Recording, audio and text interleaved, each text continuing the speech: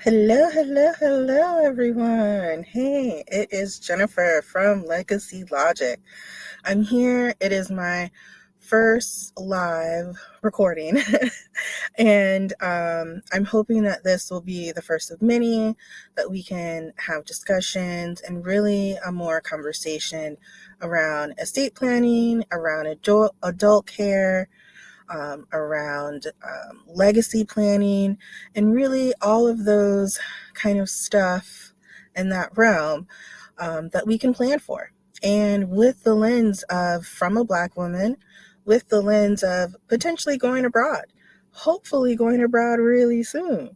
Or if not, if whatever lifestyle I choose or that you're looking for, we can discuss what are those planning strategies, tips, things that we can do to make sure that we're guarding ourselves and making sure our families are safeguarded and thought of as well. And so hopefully we'll get into that in this chat and a bunch of chats further on. But anyways, hi there. My name is Jennifer, and I'm a lawyer who shows Black women the importance of legacy planning and the practical actions that can be taken now to protect yourselves and your loved ones. On this channel, we will discuss the various aspects of planning for D-Day and shed light on the decisions we can make now to help ease the burden for our loved ones. Let us find ways to prepare the others for when we are gone. So if you want more content like this, please like this video, subscribe to this channel, and turn on your notifications. Yeah, please. And as always, I do have to provide a disclaimer, hopefully not too long. But anyways, while I am a lawyer, I am not your lawyer. And so we will be discussing legal concepts in these videos. It's important to note that these are just general information purposes, and I'm not a licensed attorney. And this should not be construed as legal advice. Let's get into it. In November, we had talked about, I put together this challenge and thought, oh my God, I'm going to follow up in December. And I did not. Which just goes to show really how kind of tiring this work can be, or kind of and when I say tiring, I mean like the mental drain of preparing for it and thinking about it and then planning for it and doing research and etc. It's very much adulting. And so it is not the fun and sexy stuff that you would want to do. It's the stuff that you feel like, you feel kind of forced to, hopefully not forced to. The goal is to prepare ahead. That way you have luxury and time, and that it's not forced and you can plan, but really getting on the ball and doing our adulting. So in November, there were 5 essential tasks that we had talked about. And just to review those tasks, first one was task 1, organize essential documents. Task 2, set up a power of attorney. Task 3, review and update beneficiaries. Task 4, create or update a healthcare directive. Task 5, communicate your plan. And so we had talked about those things, kind of what you should do, what they are, kind of very overview of them.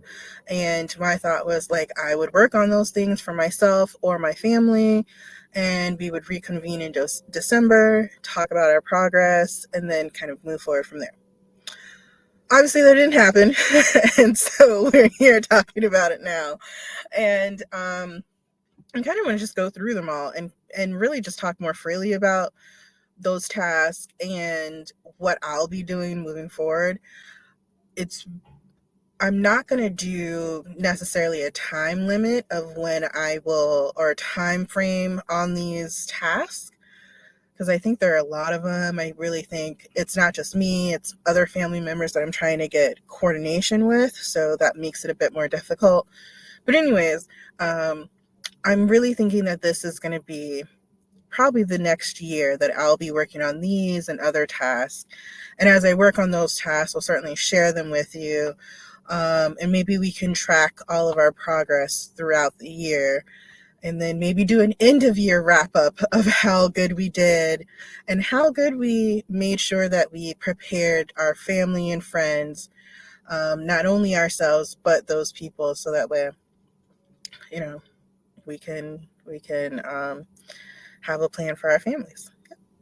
So anyway, so starting with organizing essential tasks or essential documents. So with that, we're talking about our wills, our deeds, our insurance policies, medical records, financial statements, organizing that paper, making sure that we know where those documents are, put our hands on it. I did some of this for my parents. Like, I know my dad, I'd gotten some documents together. For myself, I found some of my documents, but I am still wondering where a few of the other documents are. I had moved probably about May of last year, and so with that move, a lot of stuff is boxed up, and I realized, well, where did I put this paperwork? I still can't find it. So I still have a couple of folders and files that I need to explore and see if it's in there, but if it's not, now I've got to figure out what my next plan is. And so we can talk about that, which I think my plan would be to reach out to my attorney, see if she has a copy of it, which I presume that she does. I think she did say that she keeps a copy for her records in case a situation like this does happen. So hopefully I find the paperwork so we don't have to go that far, but if not, I think that would be my next plan. And I want to make sure that I have it on hand. So I definitely need to make sure that I have those documents. So looking at that. And in terms of organizing those documents, I have found a few ways to do so. One is there's this notebook or this book, and maybe in another live I'll show it, that I recently got my parents, and it's I think it's by like Clever Flocks, and it really goes through the estate planning documents, goes through like, what are the medications, where are the doctors, where are what are the funeral plans. So I gave my mom one. So I bought two. Gave my mom one and this was around Christmas. I was like, can you please try to fill this out on your own? Doesn't have to be immediately, but over time, please make sure you fill this out. So hopefully she will write in that notebook all of that important information. And I have one for my dad, which I plan to fill out on his behalf. Not that he can't fill it out, but my dad is not that diligent. And this is the reason why I find a really big need in wanting to talk about this subject and really planning and really doing those things that way everyone is on board. The reason why is because I know my dad's not going to do that planning. He's not that organized. And I also know because he is that way, it's going to fall on me and my siblings, and I think with that, as an adult child, I'm a millennial, and so I'm also an oldest child, or I grew up as an oldest. I have other siblings, blah, blah, blah. But I grew up as an oldest child. So my parents really looked at me to help them with a lot of stuff. They handled a lot their own, but certain things like when it comes to paperwork and making certain things are filed and, X, Y, and Z, it was me kind of leading that forefront. So again, I'm in that role. And what I want to do is make my life easier, make my siblings' life easier, because I know this eventually will be something that will come up. I pray that it will not be anytime soon, but we do need to plan for it. And so with that, I have that notebook. I'll hopefully display it another time.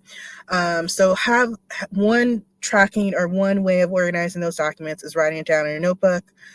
You can also just write it freehand or keep a filing cabinet, which leads me to my next suggestion.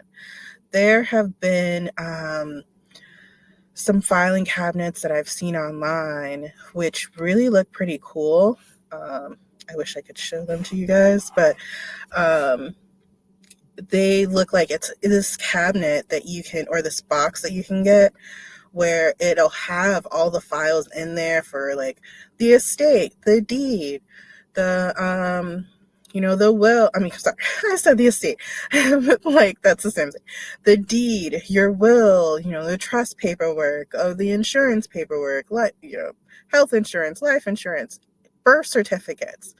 And so it comes in all pre-packaged.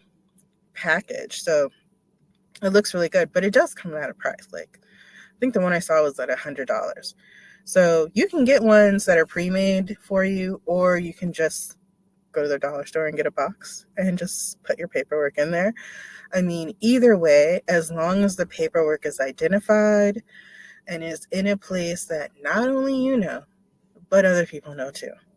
And it doesn't have to be a bunch of people. It could be the one executor of your will, or the one, sibling or spouse or parent that you can trust. But as long as someone knows where this paperwork is and that this paperwork exists, it will definitely go a long way to helping you and your family. So certainly you want. So that's in terms of organizing essential documents. What I will be doing is kind of a combination of both those things, in terms of I'm going to have a box, which I already have one already, but clearly I'm not working too well with it. Anyways, I'm going to have that box. And also for my dad, I'm going to keep his stuff written down in that notebook, and maybe even get that notebook for myself to make things easier as well. I'll see how that goes. So, and if you have any suggestions of ways that you are organizing your paperwork, please put them in the comments. Let's share this information. Because now, and I didn't mention it, but the other thing is we don't have to go hard copy paper either.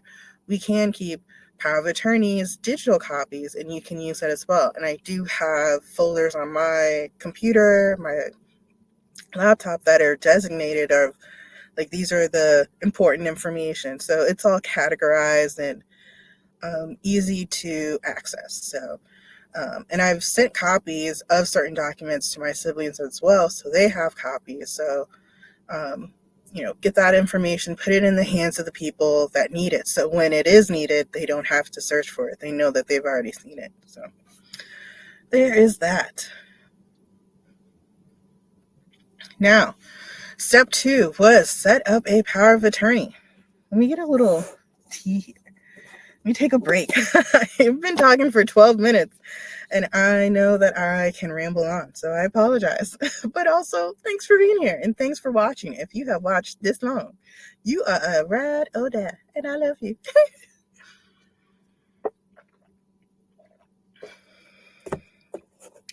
So with this, my goal is to make estate planning approachable, to make legacy planning approachable, to make it more so not a scary idea for myself and for others, because I think a lot of times it seems very daunting, very, high level, like, oh my God.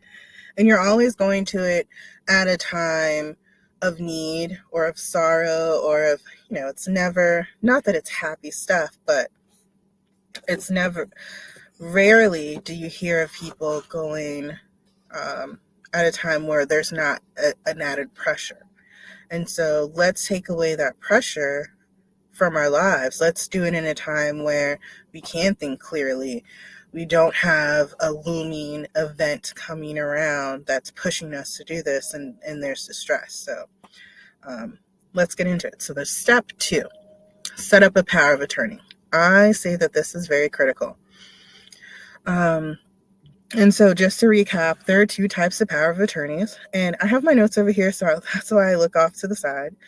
And so there is generally a power of attorney is the authority that you give to someone to act in a specified way, or in a specified action, or a legal action, or a financial matter. And so you're giving someone this power to act on your behalf, essentially. And so you can have a general power of attorney which operates while you are coherent and while you're aware and mentally capable, and it's only delineating certain things that this person can do.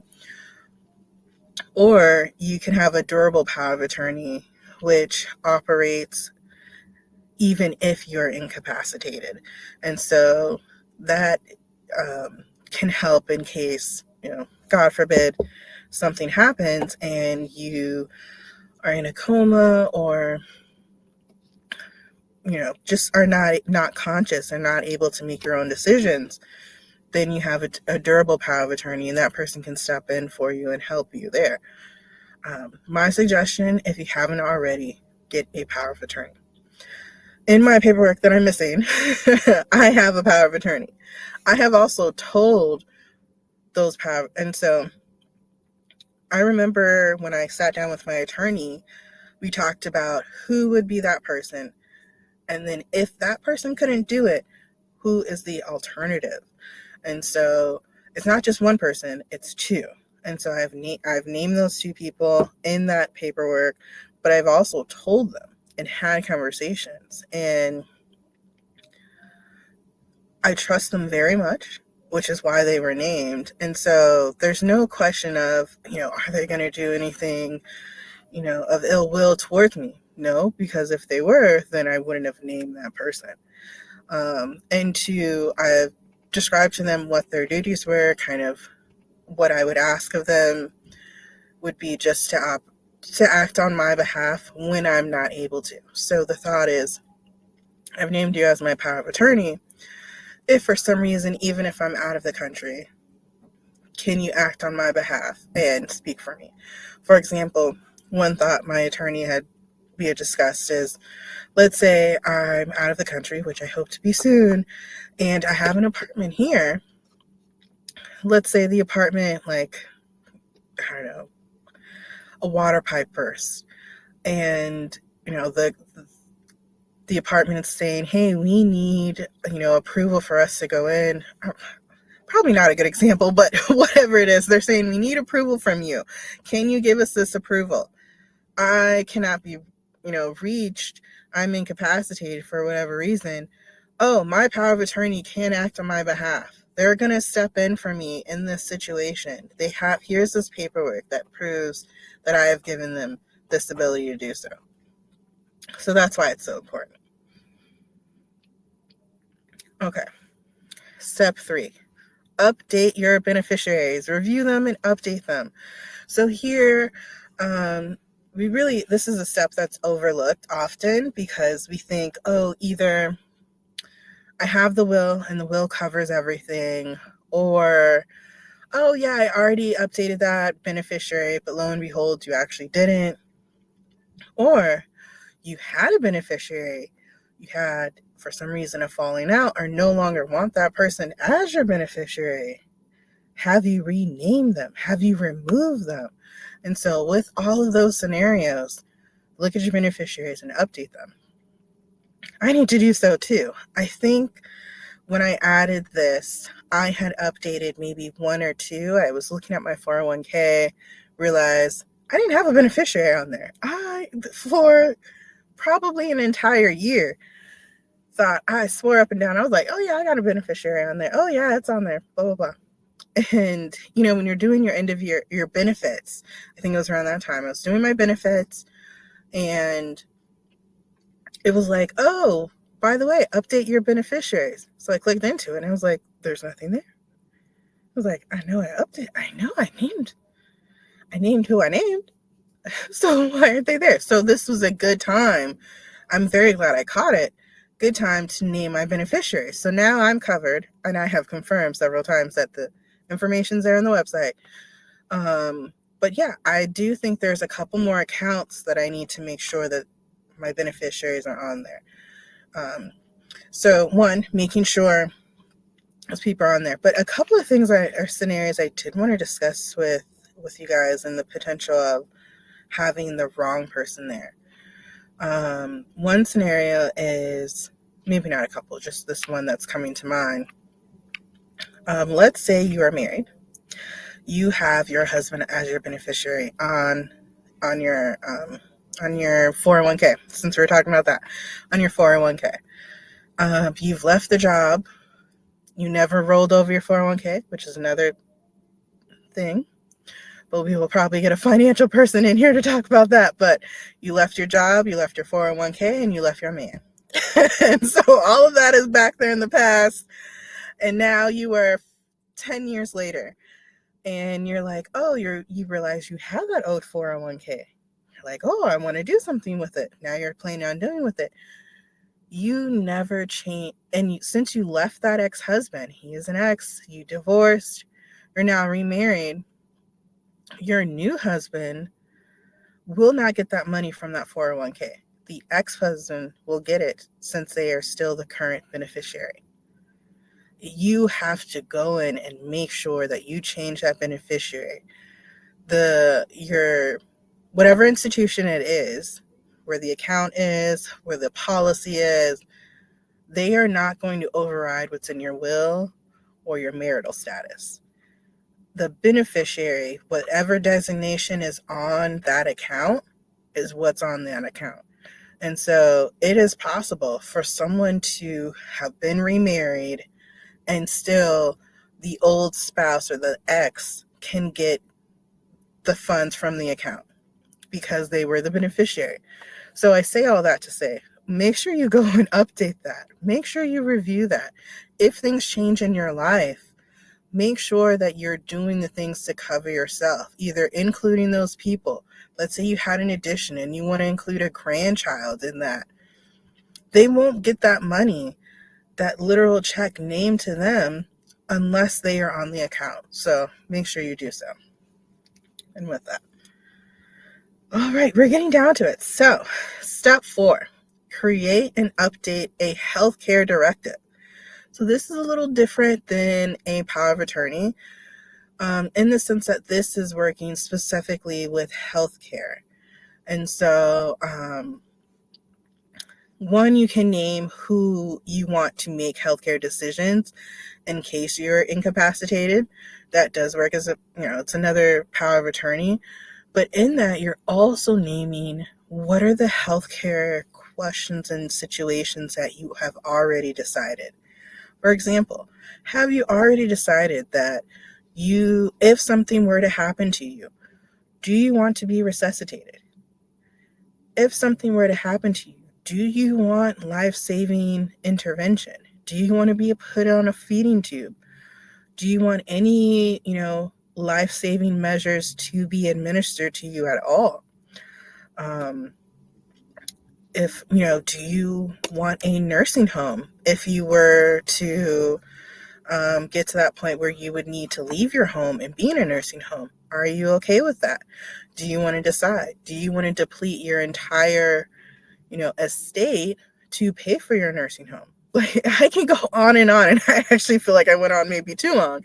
But, all of these questions can be decided in your healthcare directive. And so when I talk about estate planning, I think when, a lot of people talk about estate planning, it's not just a will. It is not just a trust, but it is all of these other decisions. And that makes an estate plan. It's not just when I die, this is what I'm doing. It is when I can't speak for myself, when I can speak for myself, when I'm in the country, when I'm out of the country, like who can do X, Y, and Z on my behalf, who cannot.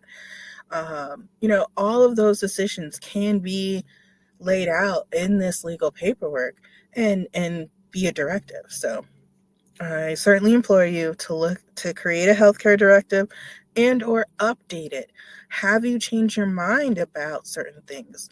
Did you no longer want it and now change your mind and do want life-saving measures? Or do you mind if your entire state is, depleted and on a nursing home? Or do you want decisions? All of these questions can be answered. So anyways, update your healthcare directive.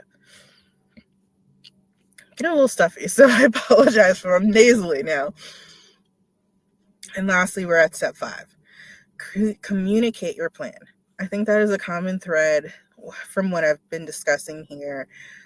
this work is a lot of work to create your plan, determine what you want, and then, go to an attorney and write up. That's always my suggestion. Or if you can do a lot of this document and paperwork on your own.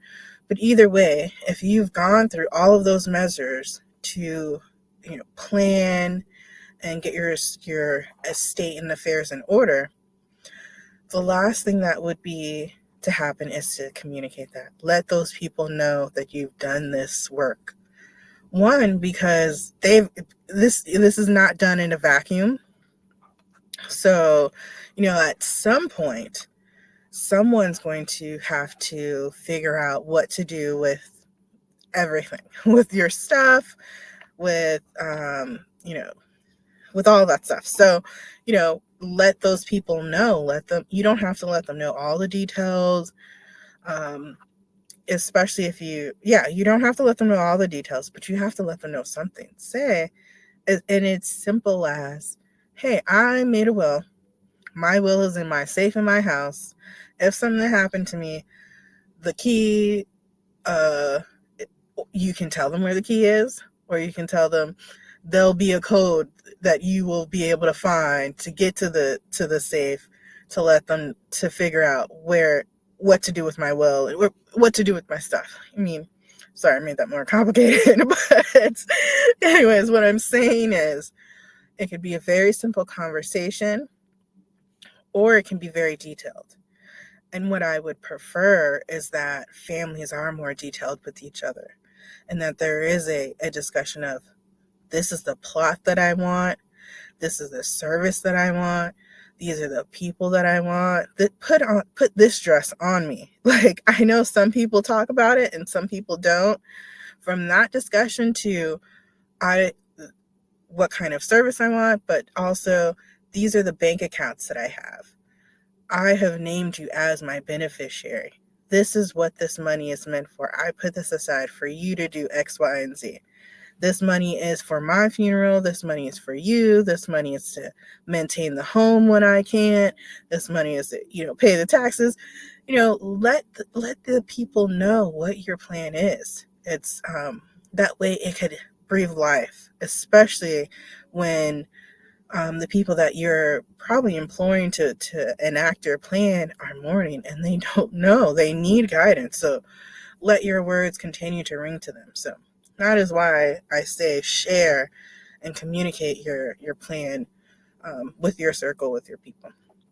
So that was a lot. We are, now at 27 minutes.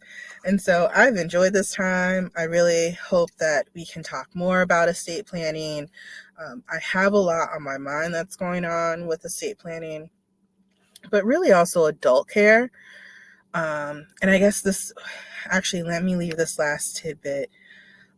One thing that I learned last year is that there is adult care for parents. So if you have a parent that is in need and they unfortunately had a medical emergency and you need nursing care for them, you may be surprised that you have coverage for it in your health insurance policy already with your employer.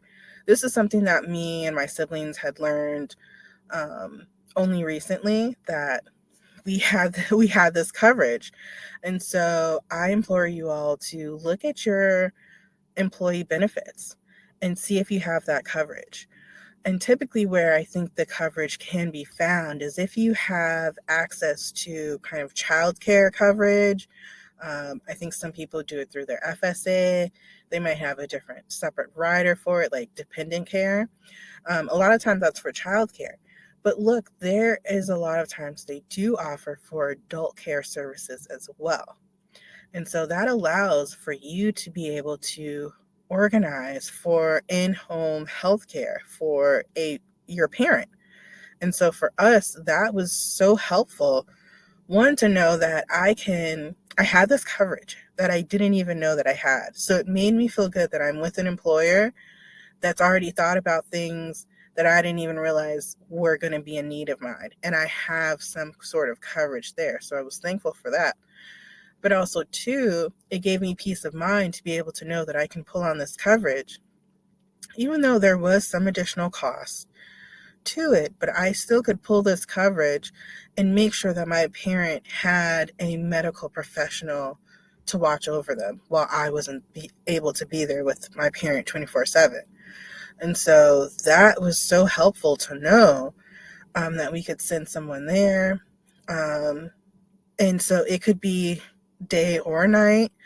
And now my coverage with my insurance didn't cover many days, but I realized my sister could. And so that's another thing, work with siblings, work with your family members, because you may not have that coverage, but maybe ask someone and say, hey, see if that's a coverage for you. Is this something that we can pull on?